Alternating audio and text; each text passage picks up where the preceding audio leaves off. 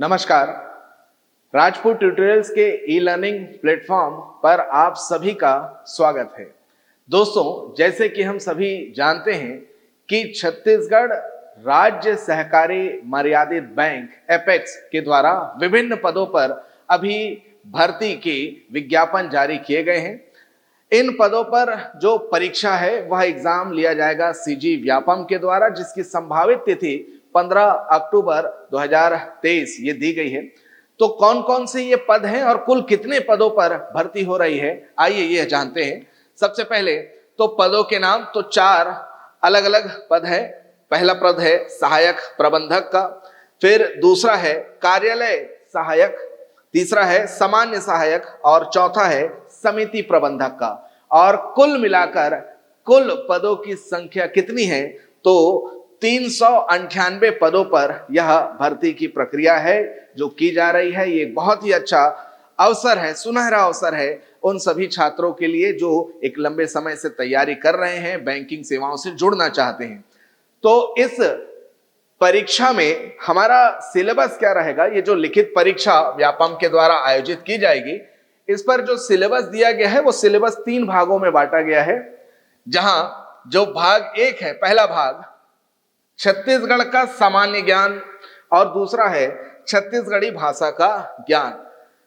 ध्यान रखिएगा कि ये जो भाग है इसमें 50% अंक लाना अनिवार्य है। पहला भाग में आपको 50% तो स्कोर करना है, ये आपके लिए एक अनिवार्य प्रावधान है कि आपको यहां से 50% अंक लाने हैं मिनिमम।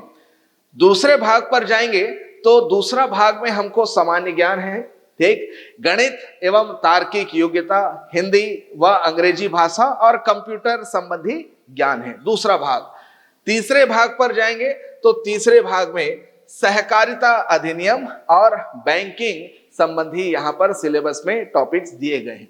तो कुल मिलाकर ये 3 भाग है सिलेबस जिस पर लिखित परीक्षा आयोजित की जानी है, जिसमें छत्तीसगढ़ का सामान्य ज्ञान और छत्तीसगढ़ भाषा का ज्ञान भाग 1, भाग 2 में सभी आपके जनरल स्टडीज जो हम तैयार करते हैं, सामान्य ज्ञान उसमें आ जाते हैं, चाहे वो आपका भारत का भूगोल हो, राज्य व्यवस्था हो, अर्थव्यवस्था हो, तो ये सारे सामान्य ज्ञान की श्रेणी में आ जाते हैं। फिर गणित, तार्किक योग्यता, हिंदी व अंग्रेजी भाषा, कंप्यूटर और भाग 3 है सहकारिता अधिनियम और बैंकिंग से संबंधित।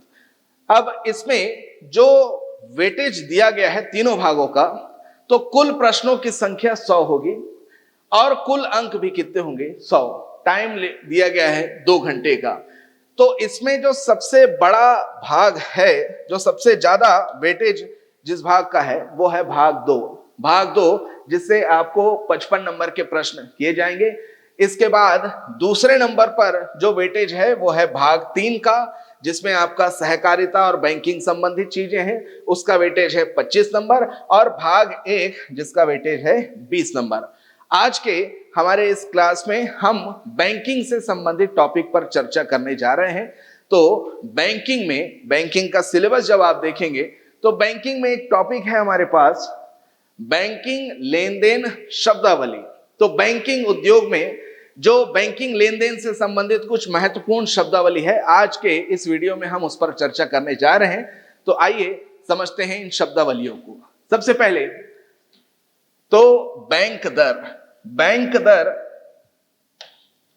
या बैंक रेट कहा जाता है। तो ये बैंक दर क्या है समझिएगा। आरबीआई को हम कहते हैं बैंकों का बैंक। क्या कहते हैं? बैंकों का बैंक। क्यों कहा जाता है? इसलिए कहा जाता है क्योंकि यदि किसी बैंक को अगर पूंजी की आवश्यकता पड़ती है तो वो इस पूंजी को आरबीआई से प्राप्त कर सकता है ऋण के स्वरूप में। तो बैंक दर भी कहीं ना कहीं उसी से संबंधित है। बैंक दर क्या है देखिएगा,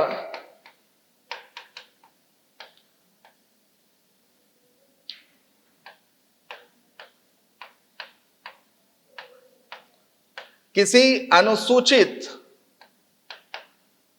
बैंक के द्वारा, अनुसूचित बैंक के द्वारा आवश्यकता पड़ने पर आरबीआई से लिए गए ऋण पर जो ब्याज किसी अनुसूचित बैंक को जिस ब्याज की दर पर ब्याज का भुगतान करना होता है वो कहलाता है क्या? बैंक दर। या इसे इस प्रकार समझ लीजिए कि बैंक दर ब्याज की वह दर है जिस पर एक अनुसूचित बैंक, ध्यान रखिएगा, अनुसूचित बैंक आरबीआई से क्या प्राप्त करते हैं? ऋण।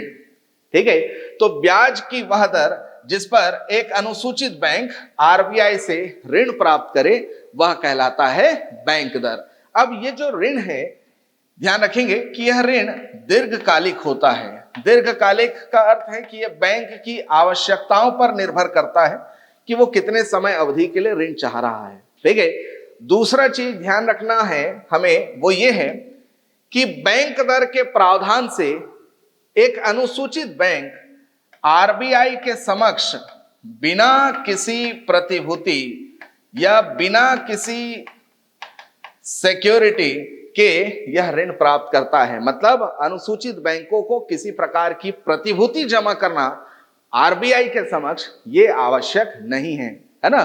तो बिना किसी सिक्योरिटी के आरबीआई बैंक दर के तहत दीर्घकालिक ऋण उपलब्ध कराता है। किसे उपलब्ध कराता है? तो अनुसूचित बैंकों को। और ध्यान रखेंगे कि यहां जो ब्याज का भुगतान होता है, ये जो ब्याज है जो अनुसूचित बैंक भुगतान करेंगे, ये ब्याज का भुगतान नगद के रूप में होता है।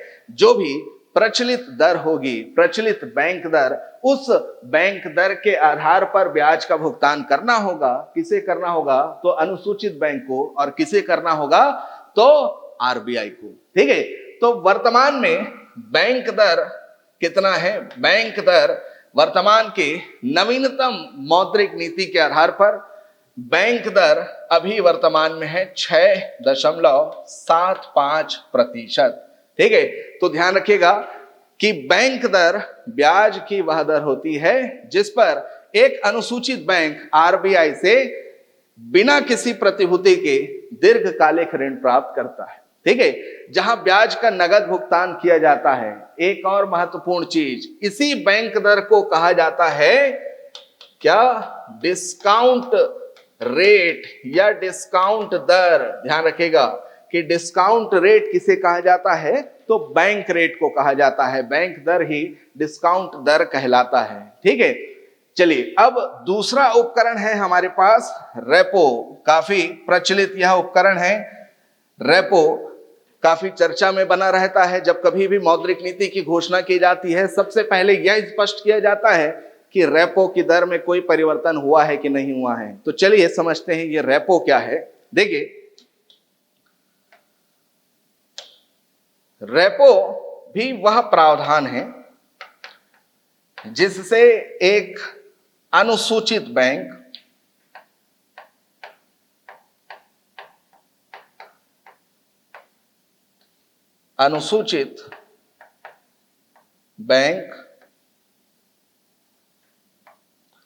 आवश्यकता पड़ने पर आरबीआई से क्या प्राप्त करे? ऋण। ठीक है, अब देखिए, ऋण प्राप्त करने का साधन तो बैंक दर भी है। तो रेपो और बैंक दर में अंतर क्या आ गया? अंतर है। ठीक है, अंतर है। क्या अंतर है? यहां हमने देखा कि बैंक दर क्या है? दीर्घकालिक। बैंक दर किस प्रकार का ऋण प्राप्त करने का साधन है? तो बैंक दर के माध्यम से दीर्घकालिक ऋण प्राप्त होता है। वहीं रेपो के माध्यम से हमें अल्पकालिक ऋण प्राप्त होता है। ठीक है, बैंक दर यदि दीर्घकालिक है तो रेपो क्या है? अल्पकालिक है। और अल्पकालिक मतलब कितना? तो अधिकतम 14 दिन। अधिकतम 14 दिन, है ना। अधिकतम 14 दिनों का आप रेपो के प्रावधान के तहत ऋण ले सकते हैं। ठीक है, किससे? आरबीआई से। दूसरा अंतर कि बैंक दर में मैंने कहा कि बैंक दर में आपको आरबीआई के समक्ष किसी प्रकार की कोई सिक्योरिटी या प्रतिभूति जमा करने की आवश्यकता नहीं है। लेकिन रेपो के माध्यम से यदि आप ऋण ले रहे हैं तो फिर आपको क्या जमा करनी होगी? प्रतिभूति। ठीक है, ये सरकारी प्रतिभूतियां अनुसूचित बैंकों के द्वारा जमा कराई जाती है। कहां पर? आरबीआई के पास। और एक अंतर कि बैंक दर में मैंने बताया आपको कि बैंक दर में ब्याज का भुगतान नगद होता है। हमने देखा बैंक दर जो भी होगा, ठीक, उस दर के आधार पर अनुसूचित बैंक को ब्याज का भुगतान करना होगा, तो नगद भुगतान किया जाता है। लेकिन यहां पर ब्याज का जो एस्टिमेशन है, ब्याज का कैलकुलेशन है, ये थोड़ा सा अलग तरीके से देखा जाता है। ब्याज का निर्धारण थोड़ा सा अलग होता है। कहां? रेपो में। क्या अलग है, क्या अंतर है, समझिएगा। अब देखिए, पहला चीज तो ये दीर्घकालिक ना होकर ये क्या है? अल्पकालिक, है ना। रेपो के माध्यम से एक अनुसूचित बैंक अल्पकालिक ऋण प्राप्त करता है, ठीक है। अब यह जो ऋण है, इस ऋण के लिए अनुसूचित बैंक को आरबीआई के समक्ष जमा करनी होगी। क्या जमा करनी होगी? सरकारी प्रतिभूतियां, जिसको हम कहते हैं गवर्नमेंट सिक्योरिटीज। और वो भी इस आश्वासन से जमा करनी होगी, है ना, सरकारी प्रतिभूतियां आरबीआई के समक्ष, और वो भी इस आश्वासन से कि बैंक इन सरकारी प्रतिभूतियों को आरबीआई से क्या करेंगे? आरबीआई से पुनः क्रय करेंगे, ठीक है। क्या करेंगे? पुनः क्रय। आपने कभी सोचा है कि यह रेपो का अर्थ क्या होता है? ये रेपो का फुल फॉर्म होता है री परचेस ऑप्शन।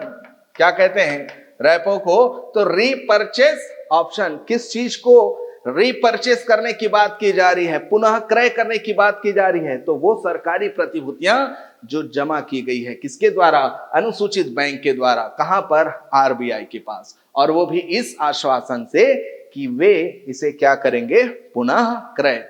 अब यहीं पर देखिए ब्याज का निर्धारण कैसे किया जाता है। जब यह अनुसूचित बैंक आरबीआई से इन सरकारी प्रतिभूतियों को पुनः क्रय करेंगे, तो आरबीआई सरकारी प्रतिभूति के मूल्य में जो प्रचलित रेपो दर होगा, उस रेपो दर के आधार पर उसके मूल्य में आरबीआई क्या कर देगी? एडजस्टमेंट, जिसे ब्याज के रूप में देखा जाता है ना, जिसे ब्याज के रूप में देखा जाता है।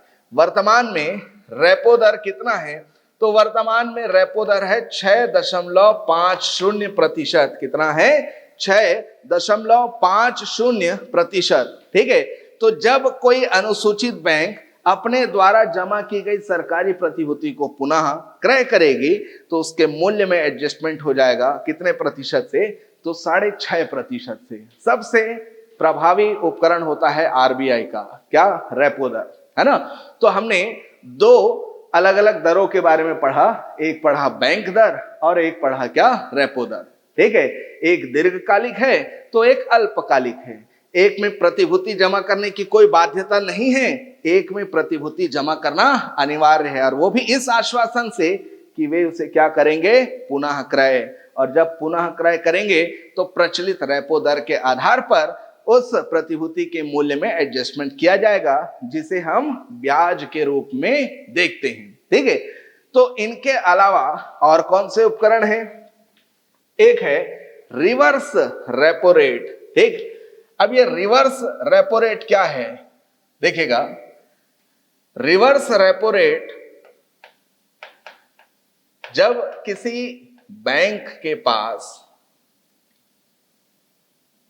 अतिरिक्त जमा पूंजी है, ठीक है, बैंक के पास कोई अतिरिक्त जमा पूंजी है। अब स्वाभाविक सी बात है कि बैंक यदि उसे अपने पास ही रखेंगे तो कोई लाभ उनको तो नहीं होना है। तो बैंक क्या करते हैं? बैंक इस अतिरिक्त पूंजी को जमा करते हैं। कहां जमा करते हैं? आरबीआई के पास। और आरबीआई इस जमा के एवज में बैंकों को क्या प्रदान करती है? ब्याज, है ना। बैंक के पास जो अतिरिक्त पूंजी थी, उस अतिरिक्त पूंजी को बैंक ने जमा कर दिया। कहां जमा किया? आरबीआई के पास। और आरबीआई ने इस जमा पर बैंक को क्या प्रदान किया? ब्याज। लेकिन इसे रिवर्स रेपो क्यों कहा जा रहा है? समझिएगा बात। रेपो में हमने देखा कि बैंक जो है वो सरकारी प्रतिभूतियां जमा करती हैं आरबीआई के पास, है ना, इस आश्वासन से कि वे इसे पुनः क्रय करेंगे। लेकिन यहां पर ये जो धनराशि जमा की जा रही है बैंक के द्वारा आरबीआई के पास, अब आरबीआई को ये सरकारी प्रतिभूतियां, गवर्नमेंट सिक्योरिटीज, ठीक है, जमा करनी होगी कहां? बैंक को, या बैंक को उसके द्वारा की गई जमा की धनराशि के आधार पर बैंक को प्राप्त होगी क्या? सरकारी प्रतिभूतियां। किसके द्वारा? आरबीआई के द्वारा, ठीक है। और वर्तमान में रिवर्स रेपो की दर कितनी है? तो ध्यान रखिएगा कि वर्तमान मौद्रिक नीति के अनुसार रिवर्स रेपो की दर है 3.35%। तो चूंकि यहां सरकारी प्रतिभूतियां आरबीआई दे रही है, किसे? बैंकों को। चूंकि यहां ब्याज का भुगतान आरबीआई कर रही है, किसे? बैंक को, इसलिए इसको कहते हैं रिवर्स रेपो रेट, ठीक है। अब इसी से ही मिलता जुलता एक और उपकरण है जिसको कहा जाता है स्टैंडिंग डिपॉजिट फैसिलिटी या स्थायी जमा सुविधा। तो आखिर ये स्थायी जमा सुविधा क्या है और क्यों मैंने ये कहा कि इसी से ही संबंधित है, इसी से ही मिलता जुलता है? देखिए, सबसे पहला चीज तो ये स्थायी जमा सुविधा से संबंधित सिफारिश आरबीआई द्वारा गठित उर्जित पटेल समिति ने किया था, ठीक है। 2014 में उर्जित पटेल समिति ने एक नए उपकरण को मौद्रिक नीति में शामिल करने की सिफारिश की, जिसको नाम दिया गया था स्टैंडिंग डिपॉजिट फैसिलिटी। और इसे शामिल किया गया कब? तो शामिल किया गया वर्ष 2022 में। इसे मौद्रिक नीति में हमने वर्ष 2022 में इसको हमने शामिल किया, ठीक है। अब ये क्या उपकरण है, क्या किया जाता है यहां पर? देखिएगा, यहां पर भी अगर किसी बैंक के पास कोई अतिरिक्त जमा पूंजी है तो बैंक इस अतिरिक्त जमा पूंजी को आरबीआई के समक्ष जमा कर सकती है और इस जमा के एवज में बैंक को आरबीआई से क्या प्राप्त होगा? ब्याज। बिल्कुल वैसे ही जैसे रिवर्स रेपो में होता है, बस अंतर ये आ जाता है कि यहां पर आरबीआई के द्वारा बैंकों को किसी प्रकार की सरकारी प्रतिभूति देना अनिवार्य नहीं है, ठीक है। रिवर्स रेपो में ये सरकारी प्रतिभूतियां दी जाती हैं, किसके द्वारा दी जाती हैं? तो आरबीआई के द्वारा। किसे? बैंक को। लेकिन यहां पर किसी भी प्रकार की प्रतिभूति आरबीआई के द्वारा बैंकों को प्रदान नहीं की जाती। और स्थायी जमा सुविधा की दर वर्तमान में कितनी है? तो स्थायी जमा सुविधा की दर वर्तमान में है 6.25%। अब स्वाभाविक सी बात है कि अगर आपको बिना किसी सिक्योरिटी के पैसा जमा करना पड़ रहा है तो वहां पर ब्याज आपको अधिक मिलेगा, और जहां पर सिक्योरिटी दी जा रही है ब्याज वहां पर क्या होगा? कम। तो रिवर्स रेपो रेट देखिए कितना रखा है आरबीआई ने? 3.35%। वहीं एसडीएफ स्थायी जमा सुविधा कितना रखा है? तो 6.25, ठीक है। इसके अलावा और क्या है? तो एक काफी प्रचलित उपकरण है, क्या? कॉल रेट, है ना। कॉल रेट या कॉल दर। देखिए, कॉल रेट क्या होता है? किसी एक बैंक द्वारा किसी दूसरे बैंक से, ठीक है, मान लीजिए कि पीएनबी को पूंजी की आवश्यकता पड़ गई, ठीक, और पीएनबी ने एसबीआई से ऋण की मांग की, ठीक, और पीएनबी के द्वारा एसबीआई को बकायदा ब्याज का भुगतान किया जा रहा है, ठीक है। तो ये कॉल दर क्या है? तो ध्यान रखिएगा, कॉल दर ब्याज की वह दर है जिस पर एक बैंक दूसरे बैंक से क्या प्राप्त करती है? ऋण, है ना। एक बैंक दूसरे बैंक से क्या प्राप्त करती है? ऋण। और ये जो ऋण होता है यह ऋण, यह भी अल्पकालिक ऋण होता है। यह ऋण भी क्या होता है? अल्पकालिक ऋण होता है। ठीक है, अल्पकालिक ऋण होता है, सामान्यतः 1 दिन या 2 दिन के लिए लिया जाता है और इस ब्याज की दर को कहा जाता है क्या? कॉल दर। तो कॉल दर क्या है? कॉल दर ब्याज की वह दर है जिस पर एक बैंक दूसरे बैंक से क्या प्राप्त करता है? ऋण, है ना। और यह ऋण क्या होता है? अल्पकालिक, सामान्यतः 1 दिन या 2 दिन के लिए यह ऋण लिया जाता है। आरबीआई इसकी अनुमति प्रदान करती है ना। यह आरबीआई के द्वारा स्वीकार्य है, आरबीआई इसकी अनुमति प्रदान करती है। और सामान्यतः यह देखा जाता है कि जो भी रेपो दर होगा, ठीक है, जो भी प्रचलित रेपो दर होगा तो उस रेपो दर से थोड़ा सा, है ना, कम होगा क्या? कॉल दर, है ना। और ये जो अंतर बैंकिंग व्यापार चल रहा है 2 बैंकों के बीच, किस दर के आधार पर? कॉल दर। इसी को हम कहते हैं कॉल मनी मार्केट।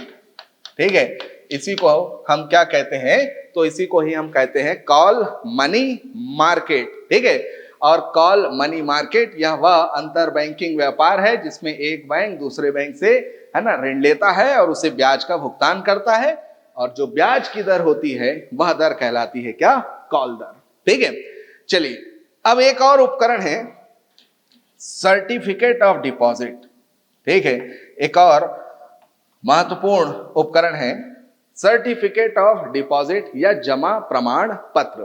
ठीक, अब देखिए, जब सरकार को पूंजी की आवश्यकता होती है तो सरकारी प्रतिभूतियां, बॉन्ड या ट्रेजरी बिल के माध्यम से सरकार बाजार से निवेशकों के द्वारा, है ना, निवेश की गई धनराशि को एकत्र करती है या निवेशकों के पूंजी, निवेशकों से पूंजी जुटाती है। किस माध्यम से? सरकारी प्रतिभूतियां, सरकारी बॉन्ड हो सकता है या फिर ट्रेजरी बिल हो सकती है। ठीक है, ठीक वैसे ही यदि किसी बैंक को पूंजी जुटाना है, समझिएगा, यदि किसी बैंक को पूंजी जुटाना है, ठीक, कहां से? तो वित्त बाजार से। किसके द्वारा? तो निवेशकों के द्वारा। तो निवेशकों से पूंजी यदि जुटाना है तो बैंक के लिए प्रावधान है ना, क्या? जमा प्रमाण पत्र। ठीक है, जमा प्रमाण पत्र, बैंक एक जमा प्रमाण पत्र जारी कर सकती है जिसके माध्यम से वह निवेशकों से पूंजी जुटाती है और अपनी आवश्यकताओं की पूर्ति कर सकती है। ध्यान रखिएगा कि भारत सरकार द्वारा 1989 में गठित की गई वाघुल कमेटी की सिफारिश पर इस उपकरण को वित्त बाजार में शामिल किया गया, है ना, जमा प्रमाण पत्र। तो ये किसकी सिफारिश है? वाघुल कमेटी की सिफारिश है, जिसके आधार पर बैंक निवेशकों से पूंजी जुटाती है। ध्यान रखिएगा कि जमा प्रमाण पत्र में निवेश जो किया जाता है वो मिनिमम 1 लाख का होता है। ठीक, मिनिमम 1 लाख, मतलब 1 लाख से अधिक ही आप यहां निवेश कर सकते हैं, 1 लाख से कम निवेश नहीं होता है। किसी भी बैंक के द्वारा जमा प्रमाण पत्र जारी होगा तो आप 1 लाख या उससे अधिक अमाउंट ही यहां पर निवेश कर सकते हैं। दूसरा चीज कि इसकी परिपक्वता अवधि क्या होती है? इस जमा प्रमाण पत्र के माध्यम से आखिर कितने दिनों के लिए फंड रेज किया जा रहा है? तो ध्यान रखिएगा, इसकी अवधि होती है 7 दिनों से लेकर कितना? तो 364 दिन।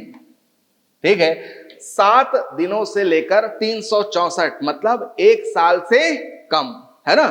7 दिनों से लेकर 364 दिन की अवधि के लिए किसी भी बैंक के द्वारा यह जमा प्रमाण पत्र जारी किया जाता है और इसमें निवेशक पैसा लगाते हैं और निवेशकों के माध्यम से बैंक पैसा जुटाती है। ठीक है, और ध्यान रखिएगा कि ये जमा प्रमाण पत्र एक सेफ इंस्ट्रूमेंट माना जाता है वित्त बाजार में। निवेश के लिए एक बहुत सेफ इंस्ट्रूमेंट माना जाता है क्योंकि बैंक पर आप पैसा लगा रहे हैं तो बैंक में घाटा होने की संभावनाएं बहुत कम होती है, और यहां पर बैंक के द्वारा ब्याज जो है वो बाकी प्रावधानों से अधिक होता है। मतलब यहां अगर आप पैसा लगाएंगे तो आपको रिटर्न अच्छे मिलेंगे। ठीक है, तो चलिए जमा प्रमाण पत्र क्या है। तो सबसे पहला चीज 1989 में वाघुल समिति के अनुशंसा पर वित्त बाजार के, है ना, वित्त बाजार में एक उपकरण के रूप में इसको शामिल किया गया, जमा प्रमाण पत्र, जिसके द्वारा बैंक निवेशकों से पूंजी जुटाती है। और कितना मिनिमम इन्वेस्टमेंट इसमें होता है, तो मिनिमम 1 लाख होता है। ठीक, अवधि इसकी कितनी होती है, तो 7 दिन से 364 दिन। एक और महत्वपूर्ण बात कि ये जो सर्टिफिकेट ऑफ डिपॉजिट होता है, ये 2 प्रकार के होते हैं।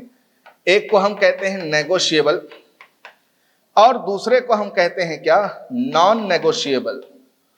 एक है नेगोशिएबल और दूसरे को हम कहते हैं नॉन नेगोशिएबल। तो भाई अब ये नेगोशिएबल, नॉन नेगोशिएबल, ये क्या शब्द आ गया, ये क्या नई चीज है। तो देखिए कोई बहुत कठिन चीज नहीं है, बड़ा सरल सा चीज है। एक उदाहरण से समझिए, मैंने 5 लाख रुपए किसी बैंक के जमा प्रमाण पत्र में लगा दिए। अब 5 लाख रुपए मैंने लगा दिया, मान लेते हैं कि उसकी परिपक्वता अवधि 364 दिन की है। ठीक है, अब मान लीजिए कि किसी कारणवश मुझे पैसों की जरूरत आन पड़ी, तो पैसों की जरूरत आन पड़ी तो अब ये जो जमा प्रमाण पत्र है इसकी तो अवधि 364 दिन की है और मुझे वर्तमान में पैसों की जरूरत है। अब मान लीजिए कि ये जो जमा प्रमाण पत्र है यदि ये नेगोशिएबल है, नेगोशिएबल का मतलब होता है जिसे आप वित्त बाजार में बेच सकें, ट्रेड कर सकें, है ना। तो अगर ये नेगोशिएबल है तो वित्त बाजार में मैं इस जमा प्रमाण पत्र को किसी दूसरे निवेशक को बेच दूंगा और पूंजी मैं अपना प्राप्त कर लूंगा। वहीं अगर ये नॉन नेगोशिएबल है, अगर किसी बैंक ने non negotiable certificate of deposit या जमा प्रमाण पत्र जारी किया है, तो मेरे पास फिर विकल्प नहीं है कि वित्त बाजार में मैं उसे किसी दूसरे निवेशक को बेचूं। मुझे बैंक को ही ये जमा प्रमाण पत्र वापस देना होगा। बैंक उसमें कुछ चार्जेस अपने काटेंगे और फिर पैसा मुझे वापस हो जाएगा, है ना। तो ध्यान रखिएगा, यदि नेगोशिएबल होता है तो इसे आप वित्त बाजार में किसी भी दूसरे निवेशक को बेच सकते हैं, लेकिन नॉन नेगोशिएबल है तो आप उसे बेच नहीं सकते। अगर आपको पूंजी की आवश्यकता है तो फिर आप उसे बैंक को लौटाइए, बैंक के जो भी चार्जेस हैं वो पैसा काट कर वो आपको पैसा फिर प्रदान करेंगे। ठीक है, तो इसे हम कहते हैं जमा प्रमाण पत्र या सर्टिफिकेट ऑफ डिपॉजिट। चलिए अब आते हैं अगले उपकरण पर, जो है क्या, प्राइम लैंडिंग रेट। देखिए बैंकिंग से संबंधित ये सारे बहुत महत्वपूर्ण शब्दावली हैं, ऐसे शब्दावली हैं जिसको बिल्कुल आप नेग्लेक्ट नहीं कर सकते। एग्जाम पॉइंट ऑफ व्यू से ओरिएंटेड है, कई सारे पेपरों में इस तरह से प्रश्न आए हैं, है ना। तो ये बहुत इंपॉर्टेंट शब्दावली हैं जितने भी आज हमने चर्चा किया है। ठीक है, प्राइम लैंडिंग रेट या प्रधान उधार दर क्या होता है। देखिए पहले आरबीआई के द्वारा बैंकों को यह अनुमति दिया गया था कि बैंक अपने किसी विश्वसनीय ग्राहक को अन्य ग्राहकों की तुलना में कम ब्याज की दर पर, ठीक है, कम ब्याज की दर पर क्या उपलब्ध कराएं, ऋण। ठीक है, तो ऐसा ऋण, ठीक, जो कम ब्याज की दर पर दिया जा रहा है, किसे दिया जा रहा है, तो बैंक के द्वारा अपने किसी विश्वसनीय ग्राहक को उस ब्याज की दर को कहते थे प्राइम लैंडिंग रेट, प्रधान उधार दर, है ना। जहां पर बैंक को यह लगे कि जोखिम बहुत कम है, यह हमारा पुराना ग्राहक है ना, जिसके द्वारा एक बड़ा बैंकिंग ट्रांजैक्शन किया जाता है, तो बैंक उसे ऑफर करती थी, है ना, कम ब्याज की दरें। बाकियों से अधिक ले रही है लेकिन उससे कम ले रही है क्योंकि वह उसका विश्वसनीय और पुराना ग्राहक है। तो इसे हम कहते हैं प्रधान उधार दर, प्राइम लैंडिंग रेट। ठीक है, वह ब्याज की दर या वह न्यूनतम ब्याज की दर जिस पर एक बैंक अपने किसी विश्वसनीय ग्राहक को ऋण प्रदान करे।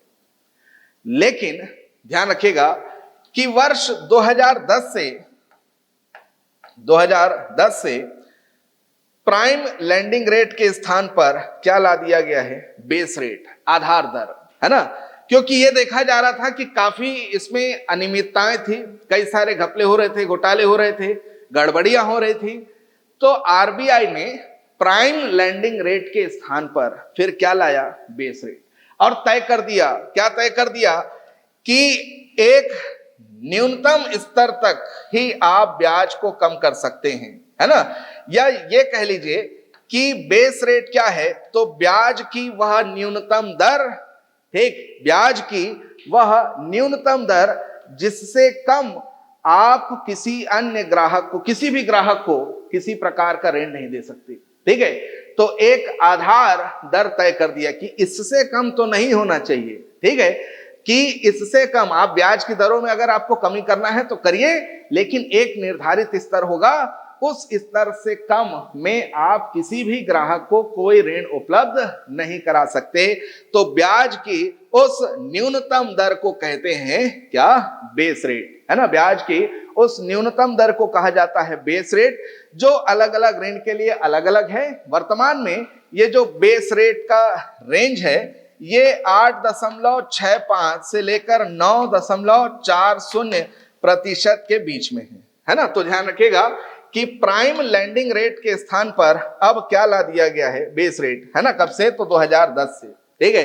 बेस रेट वह न्यूनतम दर जिससे नीचे आप किसी भी ग्राहक को ऋण उपलब्ध नहीं करा सकते। तो ये बैंकिंग लेन देन से संबंधित कुछ महत्वपूर्ण शब्दावली थी जो एग्जाम के पॉइंट ऑफ व्यू से बहुत इंपॉर्टेंट है। तो इन सभी को ध्यान रखिएगा आप। और अधिक जानकारी के लिए हमारे राजपूत ट्यूटोरियल्स के आप YouTube चैनल से जुड़िए, टेलीग्राम या व्हाट्सएप ग्रुप से जुड़िए, जिसमें आपको लेटेस्ट जो जानकारियां हैं वो प्राप्त होते रहें।